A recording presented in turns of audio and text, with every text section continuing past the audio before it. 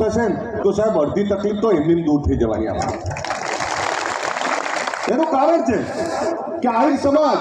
હું આહિર સમાજના સાહેબે ગયા છે હું કહું છું બધા ગયા છે બટેજી 13ના દિવસે એક જ દિવસે આખી રાત લગ્ન થાય ઘરે ઘરે આખા ગુજરાતમાં આખો સમાજ ઘરે ઘરે લગ્ન થતા હોય કોઈ જગ્યાએ 15 લોકો બેઠા કોઈ જગ્યાએ 20 લોકો બેઠા પણ એ તમામ જગ્યાએ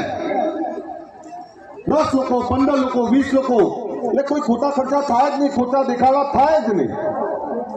એટલે આ જે નક્કી કરે છે નિયમ